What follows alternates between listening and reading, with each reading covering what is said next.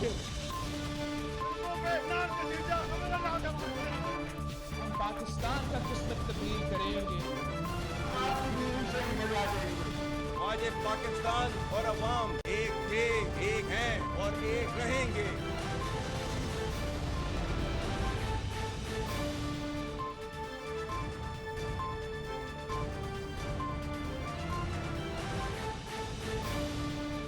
जी अस्सलाम वालेकुम। प्रोग्राम में आज काफ़ी सारे मुद्दात हैं जिन पे बात करनी है, लेकिन सबसे पहले आगाज़ मुस्लिम लीग नून की हुकूमत ने इल्ज़ाम लगाया है कि पाकिस्तान तहरीक इंसाफ IMF को लिखे जाने वाले ख़त के बाद जो पाकिस्तान के मफादात के मनाफी है, उसके बाद अब पाकिस्तान के ख़िलाफ़ मईशत को नुकसान पहुँचाने के लिए एक और कार्रवाई करने जा रही है, जिसके लिए वो यूरोपीय यूनियन को लिखना चाहती है कि पाकिस्तान का GSP+ स्टेटस ख़त्म कर दिया जाए, ड्रॉप कर दिया जाए। पाकिस्तान तहरीक इंसाफ ने इसकी सख्ती से तरदीद किया और कहा है कि ना तो हम GSP+ स्टेटस के लिए कोई ख़त लिख रहे हैं, ना ही कोई इस बारे में ख़त लिखा जाएगा और ऐसी कोई भी कार्रवाई नहीं हुई। लेकिन बहरहाल एक पिटीशन जो है वो सर्कुलेट की जा रही है और पाकिस्तान तहरीक इंसाफ से वाबस्ता हलकों की जानिब से उस पिटीशन को सर्कुलेट करवाया जा रहा है, उस पर सिग्नेचर्स लिए जा रहे हैं, जो एग्जैक्टली इसी मामले के हवाले से है कि उनके मुताबिक जो हलके ये पिटीशन पाकिस्तान तहरीक इंसाफ से एसोसिएटेड इस पिटीशन को सर्कुलेट कर रहे हैं, उनके मुताबिक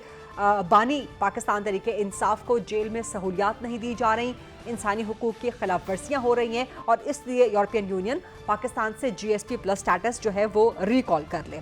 अब यहाँ पे कुछ चीज़ें मैंने इकट्ठी की हैं एक्सक्लूसिवली और आप तक पहुँचाएंगे कि इमरान खान को जेल में क्या क्या सहूलियात हासिल रही हैं और कौन कौन सी सहूलियात वो एंजॉय कर रहे हैं। Take a listen, take a look. एक तो बानी PTI की डिमांड पे उन्हें हफ्ते में 2 बार देसी मुर्ग खिलाया जाता है, देसी मुर्गी खिलाई जाती है और हफ्ते में 1 बार देसी घी में बना हुआ मटन उन्हें खिलाया जाता है। ये उनकी खुसूसी डिमांड है।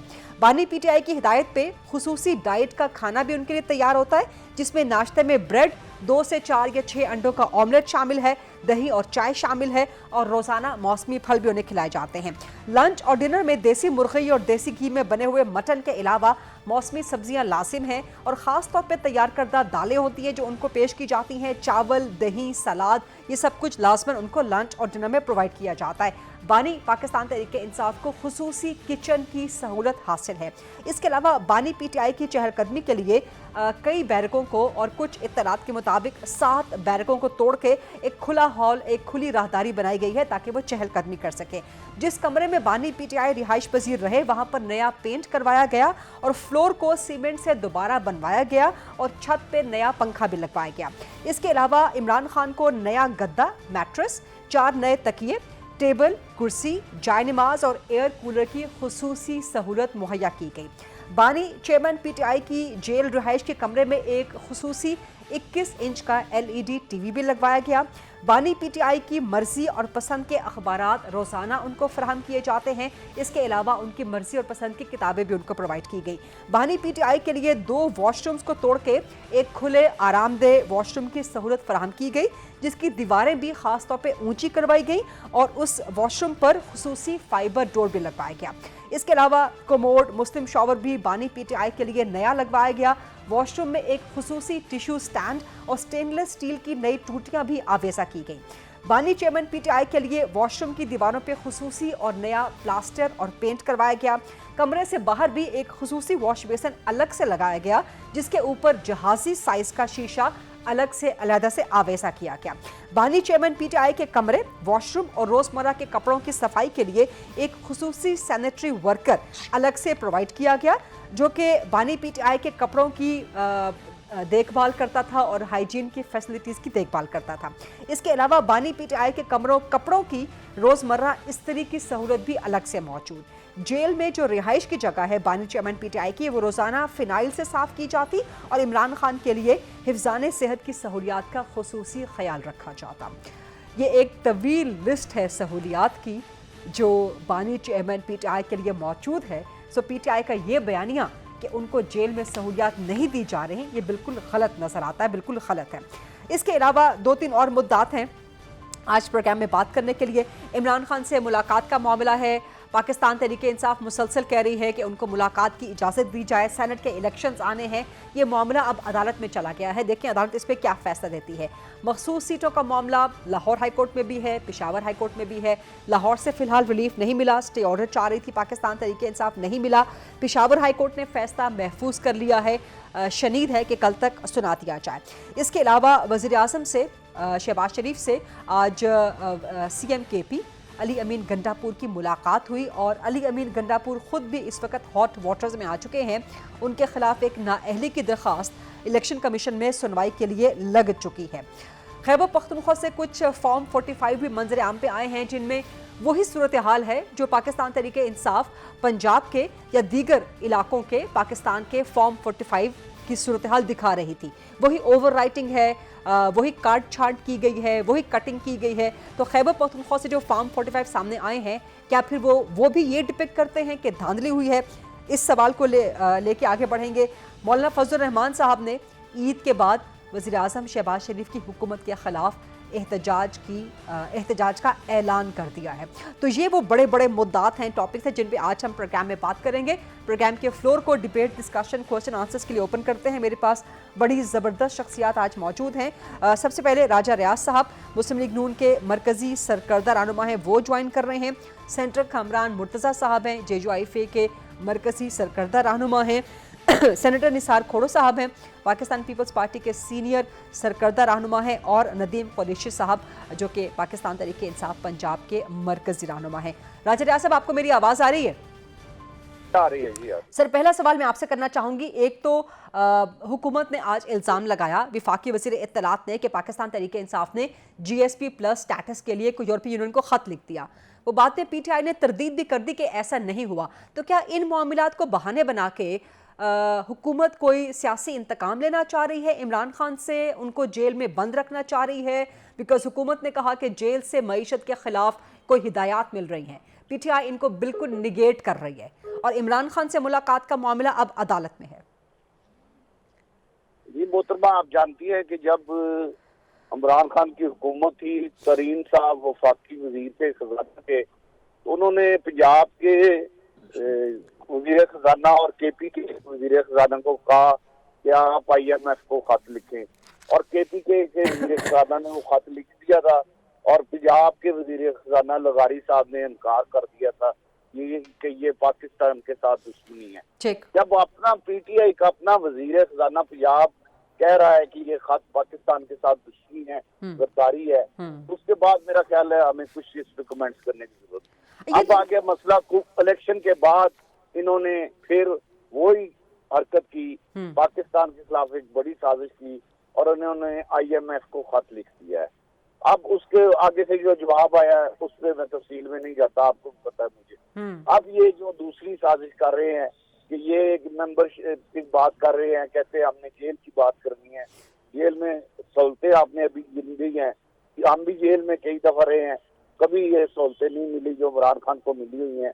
हम भी MNA MPA रहे हैं, B क्लास हमारी बनती है, उनकी B क्लास बनती है, लेकिन B क्लास में जो सहूलतें हैं और जो उन्हें सारा कॉम्पोनेट किया जा रहा है वो आपने खुद बता दिया। अब ये खत जो आज वज़ीर इत्तलात ने बात की है बिल्कुल दुरुस्त की है, ये जरूर लिखेंगे। ये पाकिस्तान को माशी तौर पे कमजोर करने के, जब इनकी हुकूमत थी उस वक्त भी इनका यही एजेंडा था, आज भी इनका यही एजेंडा है।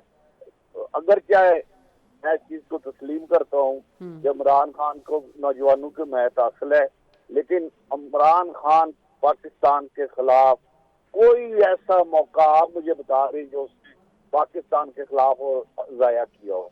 तो आज भी उन्होंने मीडिया से बात की अडियाला जेल में, तो उन्होंने कहा कि पाकिस्तान में वही काम होने जा रहा है जो श्रीलंका में हुआ था।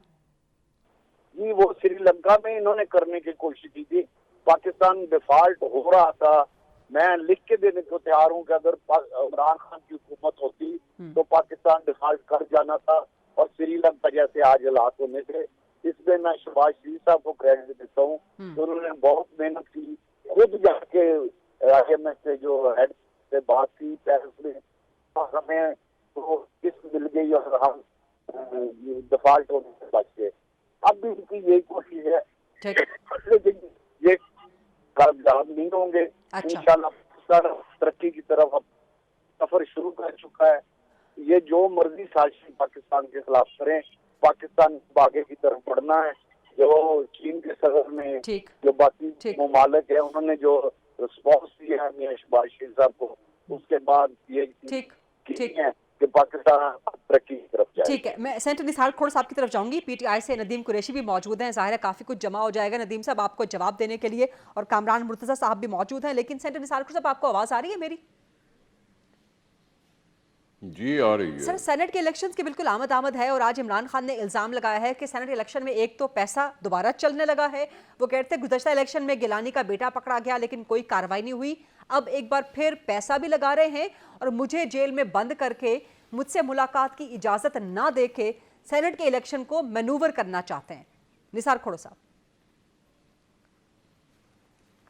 इमरान खान साहब ने और कहना क्या है? उन्होंने यही कहना है, अपोजिशन में है और वो हर हरकत करेंगे जिससे हुकूमत पे अटैक हो। सिंध में 2 सीटें खाली है, हमारे पास 116 अपने पीपल्स पार्टी के मेंबरान हैं। ये सिंपल थंपिंग मेजॉरिटी है जिसमें हमारा दोनों सेनेटर अलग अलग इलेक्शन में कामयाब हो जाएंगे। तो फिर आप पीटीआई के मखसूस सीटें, फिर आप पीटीआई के मखसूस सीटें क्यों लेना चाहते हैं? आज मौजूद थे पीपल्स पार्टी वाले पेशावर हाई कोर्ट के बाहर। वो देखें, बात सुने, पीटीआई की मखसूस नशिस्तें उन्होंने खुद गंवाई। उन्होंने अपनी इंट्रा पार्टी इलेक्शन नहीं कराई, उससे ठीक है, उन्होंने गंवा दी, लेकिन वो हक पीपल्स पार्टी का तो नहीं बनता ना, या नून का, या फॉर दैट मैटर किसी और का तो नहीं बनता। क्योंकि उस पार्टी ने जिसमें वो बाद में शामिल हुए वो भी उनकी गलती थी। उन्होंने जमात इस्लामी से बात की लेकिन उनका साथ देने से जमात इस्लामी ने इनकार कर दिया।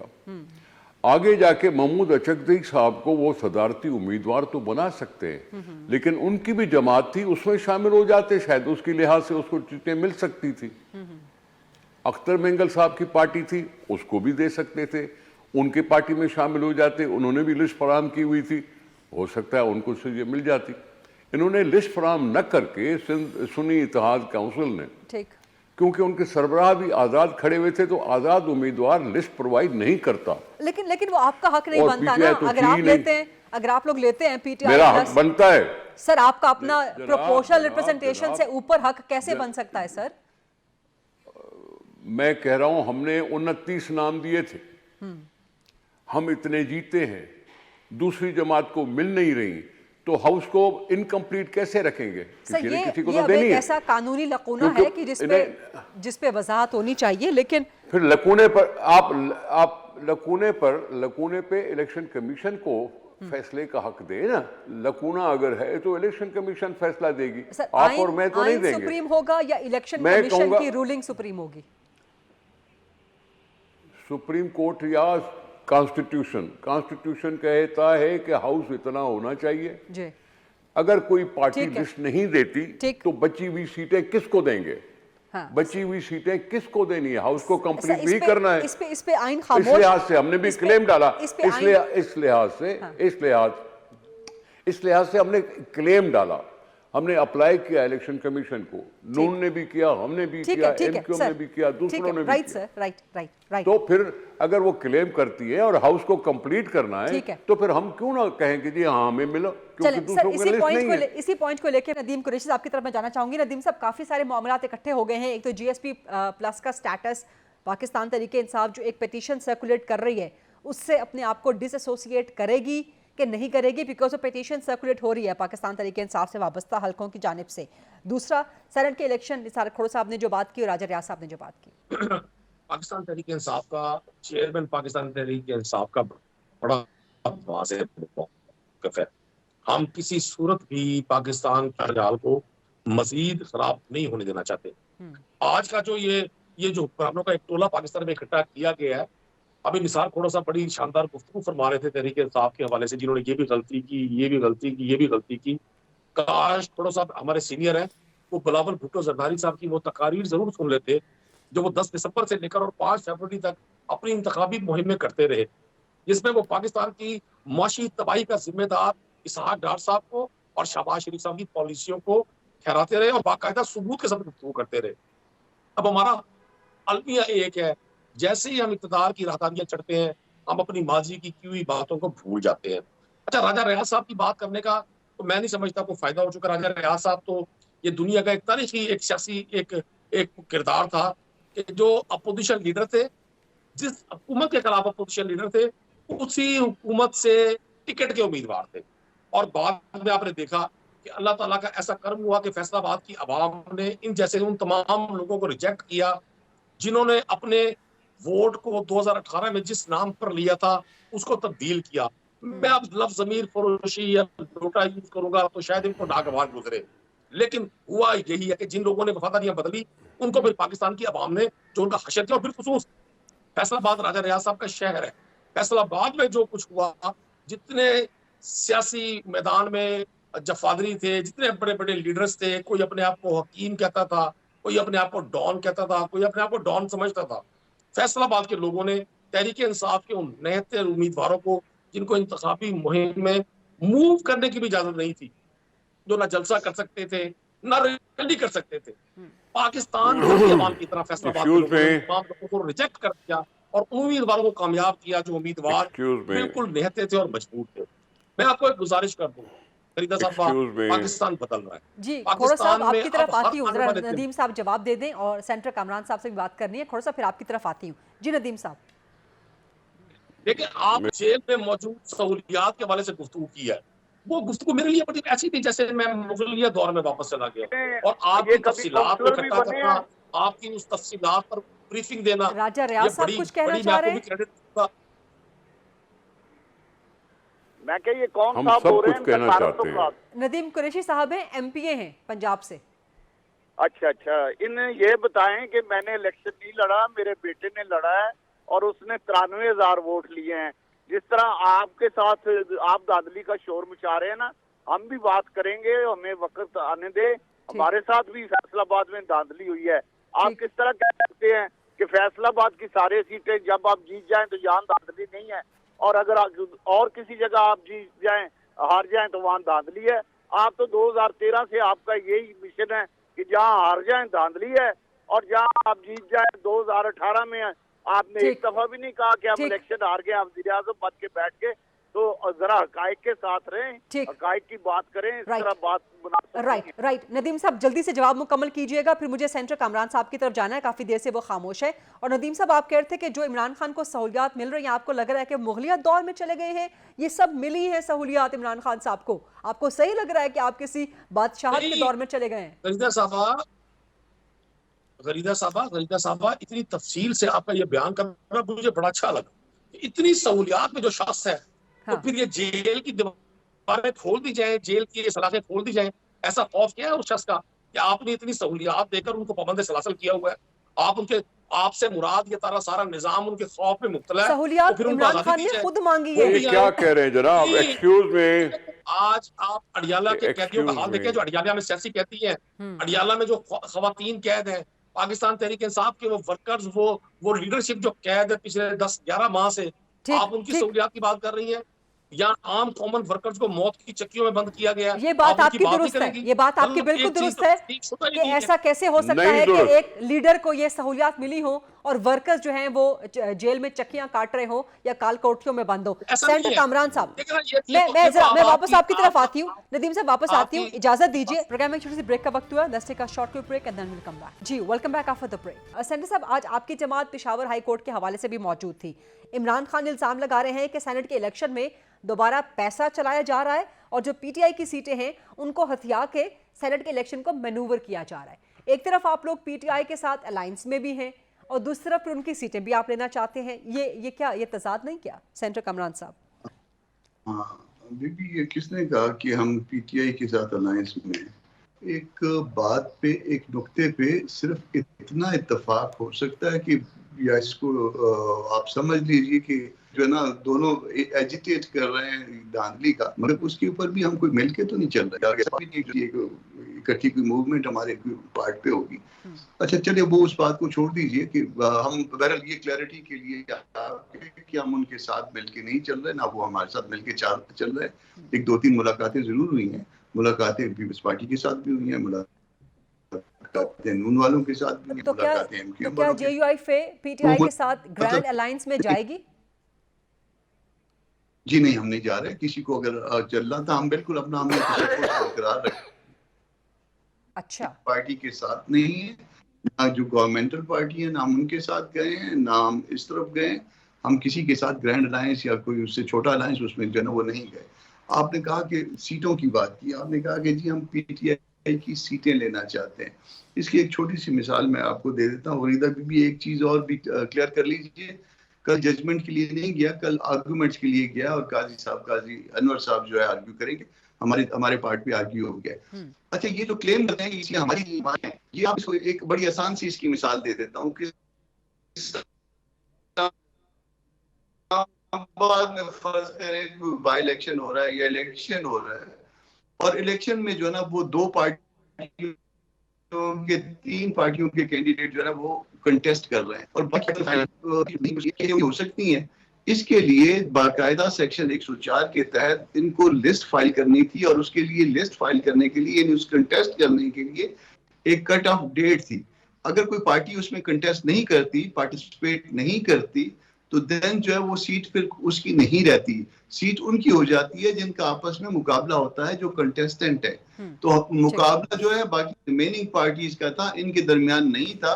ये तो खैर आजाद थे और आजाद की कोई सीटें नहीं थी, वो लिखा हुआ उसमें कानून में ही, मगर जिसके साथ जाके मिले हैं वो भी जीरो थे, तो 0-0 में मिला है, 0 हो गया है। तो ये कहना कि आपके स्काइप कनेक्शन का काफी प्रॉब्लम आ रहा है और आपकी आवाज बार-बार बीच में ड्रॉप हो जाती है। सेंटर निसार खोर साहब, क्या आप कुछ कहना चाह रहे थे?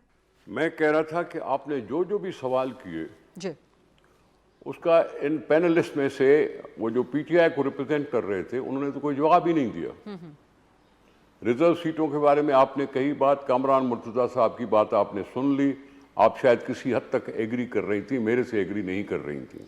नहीं सर, उनके तो मैं भी वही बात कर रहा था जो उनकी तो आवाज ही नहीं आ रही, तो मैं उनसे काउंटर वो ठीक है, आपने जो सुना नहीं, ठीक है आप काउंटर क्वेश्चन करें ना करें, लेकिन उन्होंने जो कहा मैंने भी वही कहा। ठीक, सीटों पर क्लेम हमारा बनता था क्योंकि हाउस को इनकम्प्लीट नहीं रखा जाता। उन्होंने लिस्ट दी नहीं थी, इलेक्शन कमीशन का फाइनल फैसला आ गया, फाइनल फैसले के बाद गए हैं ये कोर्ट में। अब कोर्ट का इंतजार करें, पहले उस पर कमेंट अगर हो जाती है तो कोई फजूल सी कमेंट होगी। हमारा मौक़िफ़ जो है वो यही है। रही बात इमरान खान की सहूलतों में, आपसे मैं एक डिसएग्री कर रहा हूं कि आपको बहुत उनको सहूलत मिली है। आपने से लंबी लिस्ट में एयर कंडीशन का नाम नहीं लिया।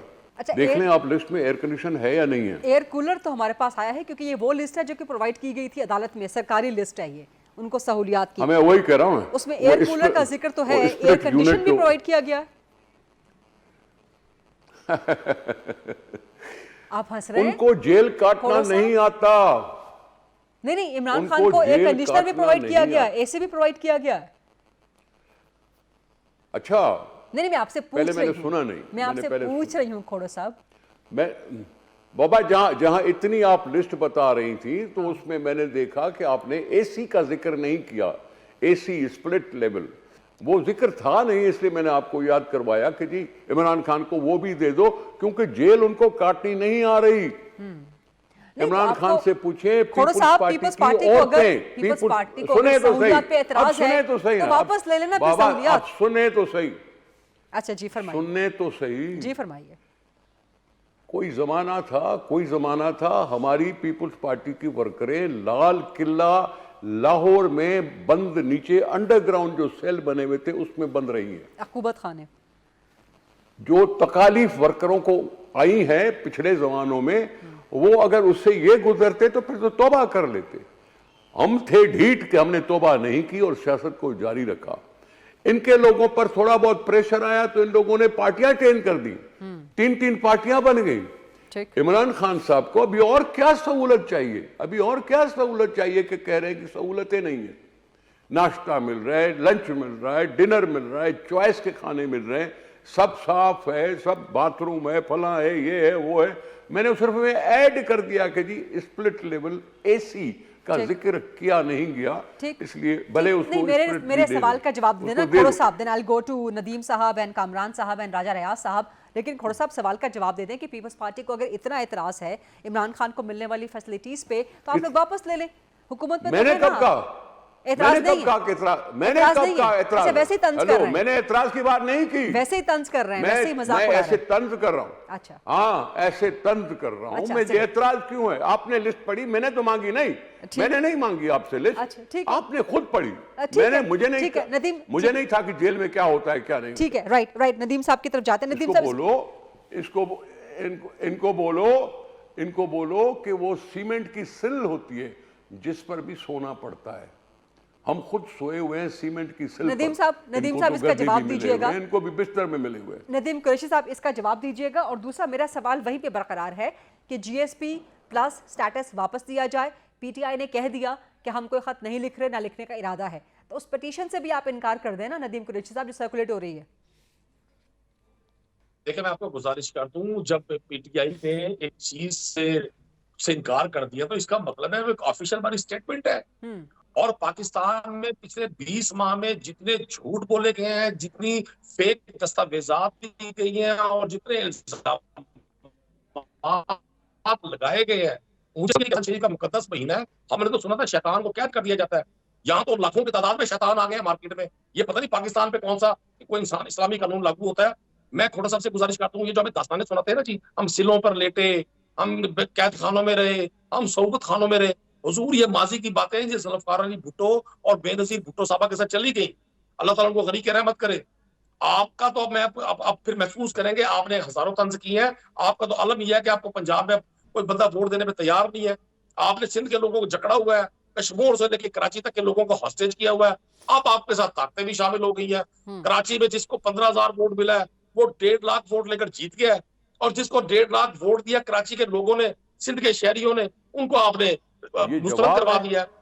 अच्छा हुआ नदीम साहब, अच्छा हुआ कि आपने ये मामला छेड़ दिया है। नदीम साहब नहीं, मेरा एक सप्लीमेंट्री सवाल ले लें। खैबर पख्तूनख्वा के भी कुछ फॉर्म 45 कल रात मंजर आम पे आए हैं, मैंने वो लगाए अपने ट्विटर अकाउंट पे, उसके बारे में क्या कहते हैं आप? उन पर भी वही काम है, वहां से भी धांधली, वहां पर भी आपके बयानिए के मुताबिक धांधली साबित हो जाती है। आपको अब हमारे लिए इसराइल बनी हुई है, हमें आपने हमास और फलस्तीन समझा हुआ है। आपको पाकिस्तान में किसी जगह कोई खामी नहीं आती। पाकिस्तान में ये बड़ी गलत किस्म की मिसाल दे रहे हैं, ये बड़ी गलत किस्म की मिसाल दे रहे हैं। मेरी इस पे ऑब्जेक्शन है कि आप लोग जो जोशे जज्बात में जो मर्जी आकर कह देते हैं, ये सवाल करना आपको गलत लग जाता है। नहीं, ये आपने अपना पूरा ये पोस्टमार्टम की सारे औजार सिर्फ हमारे लिए रखे हुए हैं। इस मुल्क में रावी चैन दिख रहा है, 5 रुपए की रोटी मिल रही है, 10 रुपए किलो दूध मिल रहा है, यहाँ बिजली के बिल नहीं आ रहे, गैस के बिल नहीं आ रहे, और क्या जवाब दे रहे हैं? लोग भूख से मर रहे हैं, आपको वो नजर नहीं आते। ये जो इक़्तिदार के भूखों की नौटंकी, आप जैसे हमारे इंटेलेक्चुअल्स ने अपनी डिबेट करके सवाल कुछ करो तो उसका जवाब दो ना, सवाल का जवाब दे। आपको इस पे कोई चीज नजर नहीं आती। आपको नजर नहीं आता कि पंजाब में एक वज़ीर आला 2 आटे के थैलों पर अपने वालिद की तस्वीर लगाकर घूम रही है और लोगों को बेवकूफ बनाने के लिए 24 घंटे टिकटॉक पर एक वज़ीर आला मूव कर रही है। आपको वो नजर नहीं आता। आपको ये नजर नहीं आता कि 20 महीने में जो इन्होंने हमारे साथ किया, बिलावल जरदारी साहब के हमारे पास सबूत है। मुझे नहीं पता था, मैं गवर्नमेंट में नहीं था, ना मैं गवर्नमेंट के उस थिंक टैंक का हिस्सा था। मैं तो एक कॉमन पाकिस्तानी हूँ, मैं तो कॉमन पाकिस्तानी की नुमाइंदगी कर रहा हूँ। मैं कोई बड़ा पॉलिटिकल लीडर तो नहीं हूँ कि जिसने जोड़ तोड़ की सियासत की हो, जिसने महलाती साजिशें की हो, जिसने इस कौम को गुलाम बनाने के लिए अपने जोर लगाए हो। गरीदा साहबा, क्वेश्चन करता हूँ आप सबको। गरीदा साहबा, इन सब सवालात का जवाब इन सवालों का जवाब राजा रियाज से लेंगे। प्रोग्राम में छोटी सी ब्रेक का वक्त हुआ, let's take a short quick break and then will come back. जी, welcome back after the break. Senator Kamran साहब, आपके पास मैं डिबेट लेके आऊंगी। जेजोआईफे ने ईद के बाद वज़ीर-ए-आज़म शहबाज शरीफ की हुकूमत के खिलाफ तहरीक का ऐलान कर रखा है। ये तहरीक किस बुनियाद पे आप चलाएंगे? धांधली के इल्जामात को लेके चलाएंगे, सोलो चलाएंगे या बाकियों को साथ शामिल करेंगे? देखिए, ये हमारा अपना जो है अलग से तहरीक का प्रोग्राम है और इसमें हम किसी अलायंस का, मैं फिर आपको कह रहा हूँ कि किसी अलायंस का हम हिस्सा नहीं है। कोई अगर अलायंस है तो उसका हमें इल्म भी नहीं है और हम अपने तौर पे चलाएंगे। अगर कोई हमारे साथ चलना चाहे तो हमें इस पर कोई एतराज़ नहीं होगा। अगर कोई हमारे साथ मुत्तफ़िक हो, डिवाइडेड, अदरवाइज जो है ना ये तहरीक प्योर हमारी अपनी होगी। हमने पहले जो तहरीक चलाई थी हम उसके ऊपर भी जो है ना उसको भी जो है रिव्यू कर रहे हैं कि ये तहरीक हमने चलाई थी और बेनिफिशियरी उसके कोई और लोग हैं। तो ये हम इस तरह की तारीखें जो है ना वो चलाने से जो है वो अवॉइड करेंगे जिसके बेनिफिशियरी कोई और लोग होते हैं। आपने देख लिया खैबर पख्तूनख्वा में भी फॉर्म 45 आ गए हैं मंजर आम पे। प्योर में ये इसी तरह का इंतजाम है जैसे सिंध में इंतजाम है, जैसे बलूचिस्तान में इंतजाम है, जैसे वफाक में इंतजाम है और जैसे पंजाब में इंतजाम है। एक इंतजाम के तहत हुकूमतें जो है ना वो बांटी गई हैं या मुख्तलिफ पार्टियों में बांटेंगी। तो हम इस इंतजाम को रद्द करते हैं, हम इस इंतजाम के खिलाफ चला रहे हैं। रजा साहब, चूंकि आप उस वक्त मौजूद नहीं थे जब नदीम कुरैशी साहब बात कर रहे थे, वो आपकी हुकूमत के इन प्रेजेंस होने पे एतराज़ उठा रहे हैं और ख़ासतौर पे सीएम पंजाब को शदीद तनकीद का निशाना बना रहे हैं कि वो टिकटॉक की तरह पंजाब हुकूमत को चला रही हैं, राशन बैग पे नवाज शरीफ की तस्वीर वगैरह वगैरह क्यों हैं। और इसके साथ JUIFA ईद के बाद JUIFA ने भी, मौलाना साहब ने भी वज़ीर आज़म शहबाज शरीफ के ख़िलाफ़, उनकी हुकूमत के ख़िलाफ़ तहरीक का ऐलान कर दिया है और PTI भी कह चुकी है कि ईद के बाद दमादम मस्त कलंदर होगा। तो कैसे निपटेंगे इससे फिर राजा रियाज साहब?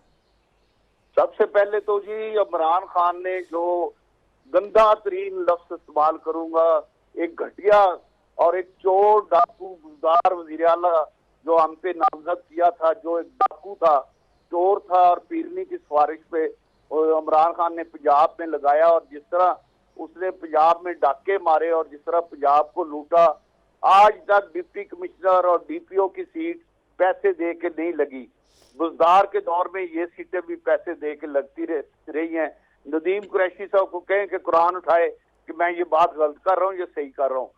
तो जो चोर डाकू DPO की सीटें बेचते रहे, जो कमिश्नर की सीटें बेचते रहे, आज अल्लाह का शुक्र है मरियम नवाज घर घर में जाके गरीबों के दुख और दर्द पे मरहम लगा रही हैं, उन्हें एक रिलीफ दे रही हैं। रमजान शरीफ का महीना है, लोग महंगाई में फंसे हुए हैं, उन्हें इस महंगाई से निजात दिलाने के लिए इकदाम कर रही हैं। वो जो बाजार है उनमें जा रही हैं, सस्ते बाजारों में जा रही हैं, जुमा बाजारों में जा रही हैं, लोगों के घरों तक खुद राशन लेके जा रही हैं। तो इस पर तो इन्हें अल्लाह का शुक्र अदा करना चाहिए कि एक बुजदार कहाँ था, बुजदार नहीं था, वो बूदार था। और एक काम मरियम नवाज जो मियां नवाज शरीफ की बेटी है और वजीर आला पंजाब बन के उसने साबित किया है कि वो सूबा चला सकती है। उसने 10 दिन में ये साबित कर दिया है कि उसको पूरी ग्रिप है अपने सूबे पे और इंशाल्लाह ताला वो कामयाब तरीन वजीर आला पंजाब की साबित होंगी। और टाइम खत्म हो रहा है तो फिर इसका जवाब दे दें कि ईद के बाद JUIFA भी और PTI भी अलग अलग आपकी हुकूमत के खिलाफ निकलने वाले हैं। PTI का और काम क्या है? इनका तो एक ही काम है, हर वक्त या गालियां देना या जुलूस निकालना या लोगों को बुरा भला कहना। और इन्हें आता क्या है? लेकिन मौलाना भी निकल रहे हैं आपके खिलाफ।